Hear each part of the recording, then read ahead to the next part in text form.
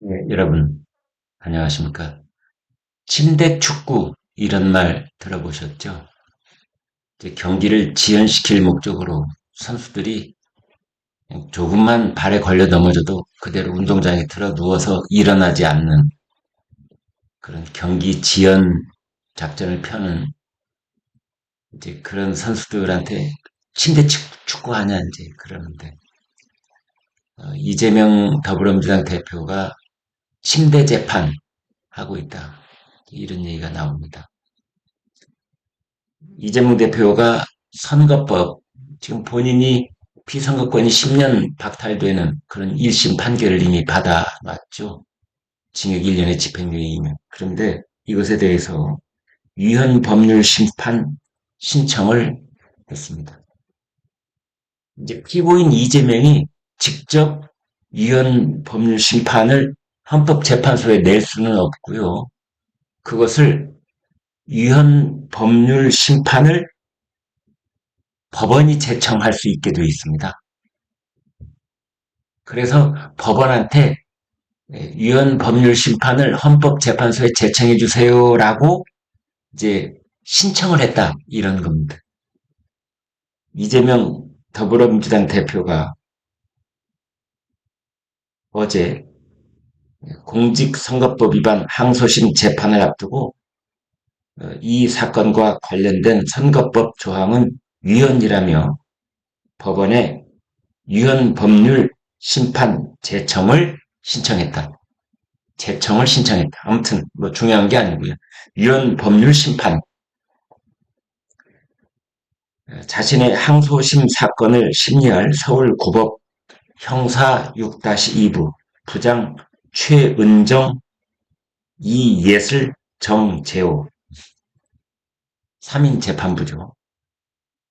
위헌 법률 심판 제청 서류를 낸 것으로 확인이 됐습니다. 자신의 혐의에 적용된 허위사실 공표죄를 규정한 선거법 제250조 1항이 헌법에 어긋난다. 이제 이런 취지입니다.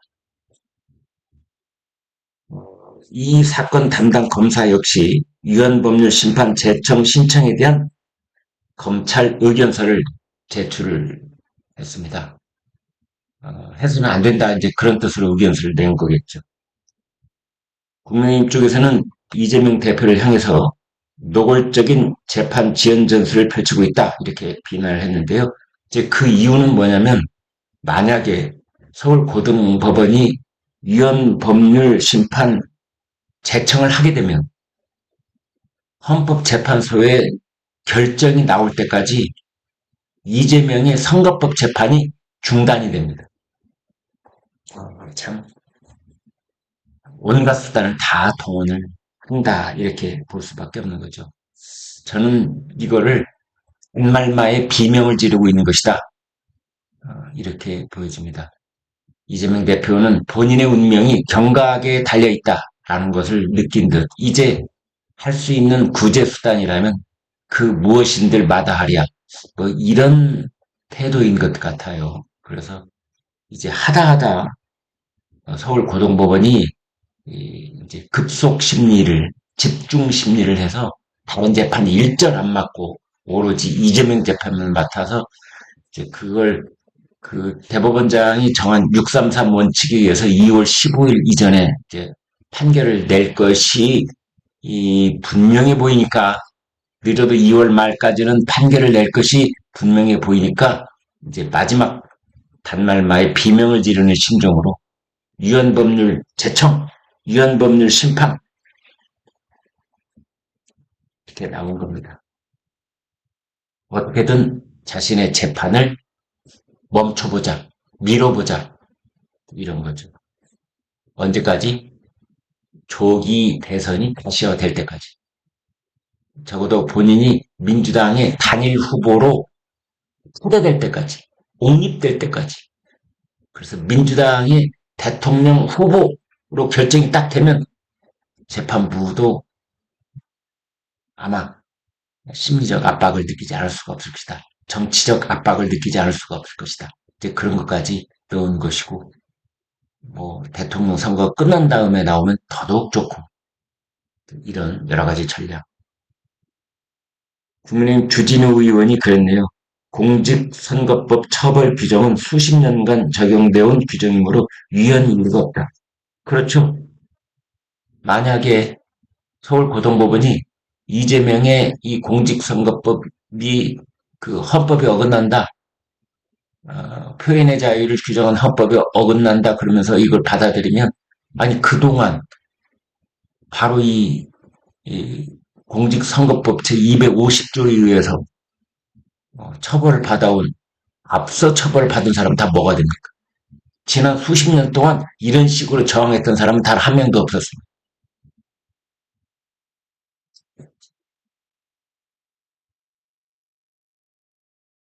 그런가 하면 더불어민주당이 여론조사 업체에 대한 관리 통제를 강화하는 법안을 발의했다고 밝혔습니다. 여론조사 업체에 대한 정기 점검을 의무화하는 내용, 여론조사 실시 기준과 업체 제재를 동시에 강화하는 내용의 선거법 개정안을 냈습니다. 이게 왜 민주당이 이런 짓을 하고 있는 겁니까? 그렇습니다. 최근에 줄줄줄줄 발표되고 있는 여론조사 내용을 보니까 국민의힘이 민주당을 누르고 앞지르고 그 윤석열 대통령의 지지율이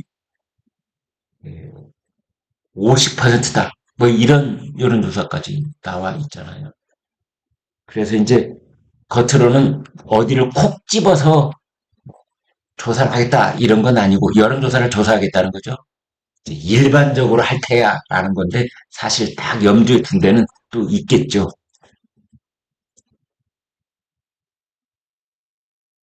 이번 법안을 두고 다들 뭐라고 하고 있느냐.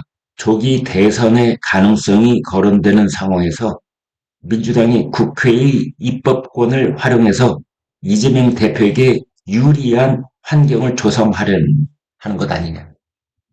이재명 대표, 민주당에게 불리하게 나온 여론조사 업체에 세무조사를 하겠다. 국정감사를 하겠다. 이 의원들이 들어가서 그 여론조사 업체 대표 또 뭐 긴급 현안 질의 하겠다면서 불러가지고 또 호통치고 나무라고 근거 가져와라. 뭐 여기에 여론조사 비용 누가 냈느냐 이렇게 온갖 압박을 다 할 수 있는 법적인 근거를 만들려고 하는 것이 아니라 그렇게 보여지는 겁니다. 지금 그 민주당이 하는 짓을 보면 말이죠. 21대 국회 때부터 지금은 22대고요. 원내 과반을 차지하면서 원하는 법률을 밀어붙여 왔는데 허위사실 공표죄 조항을 삭제하자. 위헌법률 심판 제청 정도가 아니라 공직선거법에 허위사실 공표죄 이거 삭제하려고 그랬어요. 그 다음에 전 국민에게 25만 원씩 지원하는 법안 이거 지금 밀어붙이고 있죠. 지방자치단체가 발행하는 지역화폐의 국고 지원을 의무화하는 지역화폐법 개정 이런 것들이 다 뭡니까? 오로지 이재명을 위한 이재명의 사법 리스크를 방어하기 위한 그래서 오늘 조선일보는 일면 톡으로 입법부의 유인 설법 법의 권위를 무너뜨렸다. 저는 이렇게 봅니다. 이미 법치주의가 금이 갔습니다. 이미 법치주의의 붕괴음이 들리는 듯 하지 않습니까? 공처가 내란죄 수사권이 없음에도 불구하고 직권남용을 수사하다 보니 뭐 그 연장선상에서 연관성을 갖고 수사하는 것 아니냐 이런 해괴한 새우가 고래를 잡는 직권남용 법정 최고형 5년 이하 내란죄 세형 이 비교 불가의 두 범죄를 놓고 그 혐의를 놓고 지금 얼토당토하는 그러한 회개한 억지 논리를 갖다 붙이면서 수사를 하고 있잖아요. 세포, 구속, 공제 구인 전부 다 이게 지금 억지 불법적인 요소가 다분히 있는 그런 짓을 공수처가 앞장서서 하고 있기 때문에 윤석열 대통령이 공수처가 하는 일에는 일절 지금 불응하고 있는 이유가 그 근거가 거기 있는 겁니다. 그런데 공수처는 그러면은 왜 그렇게 하느냐? 쇼하는 거죠, 쇼. 정치 쇼. 하는 척.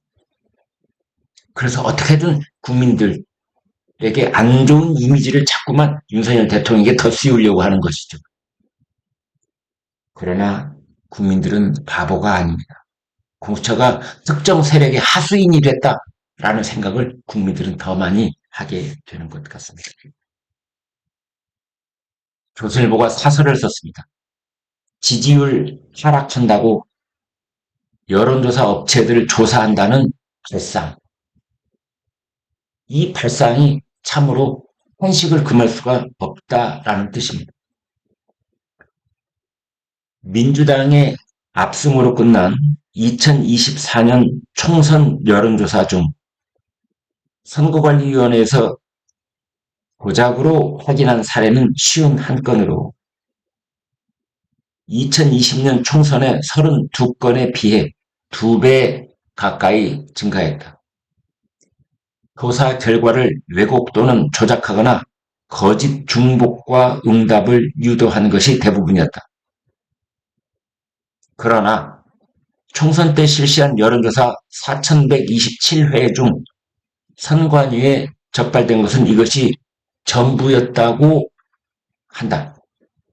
실제로는 더 광범위하게 여론조사를 빙자한 정치 공작이 이루어졌을 가능성도 있다. 예를 들어서 민주당이 떠받드는 김어준 씨가 만든 여론조사 회사 꽃 작년 10월 부산 금정구청장 보궐선거에서 민주당 후보가 3%포인트 앞선다는 여론조사 결과를 발표했지만 실제는 민주당이 22%포인트로 패했다. 앞뒤를 다 합하면 무려 25%포인트 차이가 나는 엉터리 조사였는데 민주당은 그 당시에 문제 삼지 않았었습니다.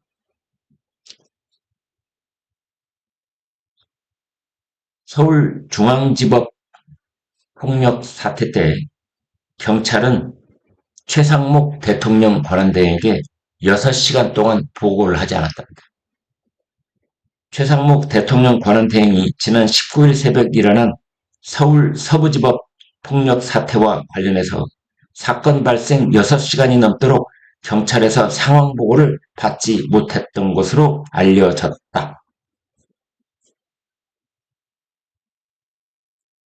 경찰은 대통령 권한대행에게 보고 안 하고 누구에게 보고하고 있었을까요, 여러분? 누구에게? 혹시 야당 쪽 실력자에게 보고하고 있었던 겁니까? 그럴 리가 없다라고 생각하고 싶지만 자꾸만 의심이 듭니다. 법치주의가 붕괴되고 있다. 그 붕괴의 음이 들리고 있다 말씀드렸지만 지금 대한민국 전국은 야수들의 정글지대처럼 변하고 있습니다.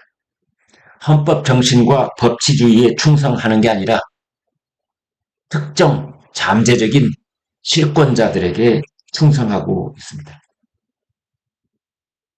최상목 대통령 권한대행은 반드시 보고를 패싱한 경찰 수뇌부에게 책임을 묻고 공질 인사를 해야 된다고 봅니다.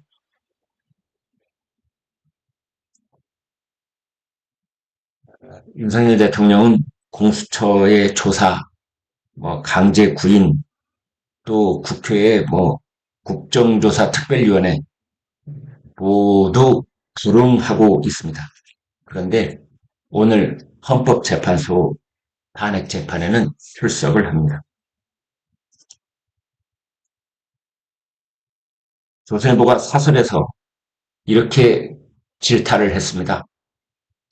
공수처가 지금 하는 것은 수사가 아니라 정치를 하고 있는 것이다.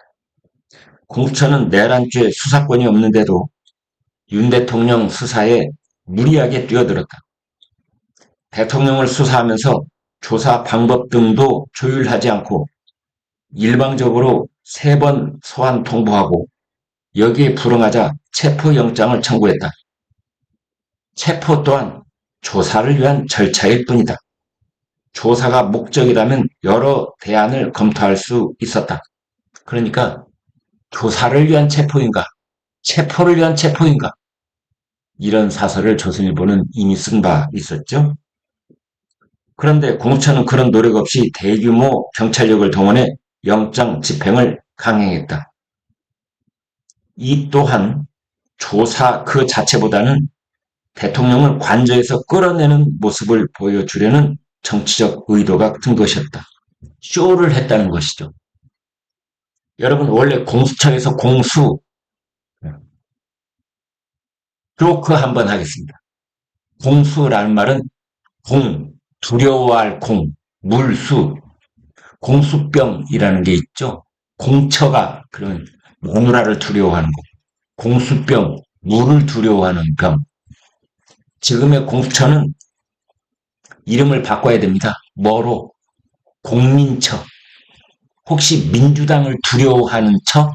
공민처. 혹은 이재명을 두려워하는 처? 공명처. 이런 의견을 주신 분이 있었습니다. 지금 국회에서 윤석열 정부의 비상계엄 선포를 통한 내란 혐의 진상규명 국정조사 특별위원회, 국조특위 이렇게 부르는데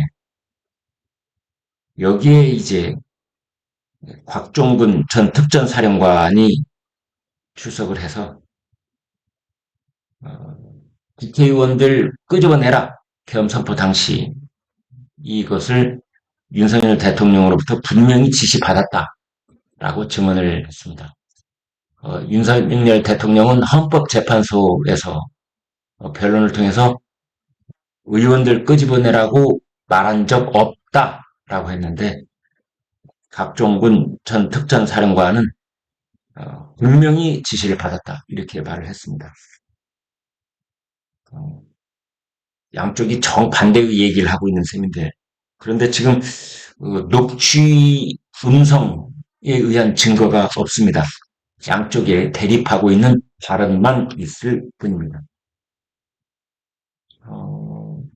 이 대통령과 군 수뇌부가 전화로 주고받을 때 비화폰을 사용을 하면은 그 비화폰의 녹음 내용이 계엄 합참의 중앙 서버에 뭐 저장이 돼 있다. 뭐 이런 말도 있는데요. 글쎄요. 최종 확인된 건 아닙니다. 그런가 하면은 홍장원 전 국정원 차장도 싹 잡아들이라 라는 당시 대통령 지시를 받았다라는 취지로 국회에서 발언을 했습니다. 서울 서부지법 폭력 사태와 관련해서 56명, 56명을 구속했습니다. 트럼프 미국 대통령이 다음 달 2월부터 중국에 10% 추가 관세를 검토하고 있다라고 합니다. 네, 어제 최고의 화제는 이 사진 한 장이었습니다. 전부 다 일어서서 오른손을 치켜들고 선서를 하고 있는데 단 한 사람 가만히 앉아 있죠? 이거 보이십니까? 여러분 화면에 왼쪽에 맨 왼쪽에 있는 분이 예, 한덕수 국무총리고요. 하나, 둘, 세 번째 앉아 있는 분 그분이 이상민 행안부 장관입니다.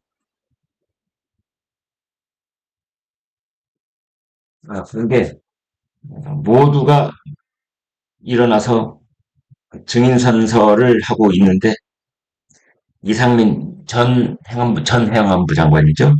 이 선서를 거부한 채 앉아 있었습니다. 예, 여기까지 하겠습니다. 여러분 고맙습니다.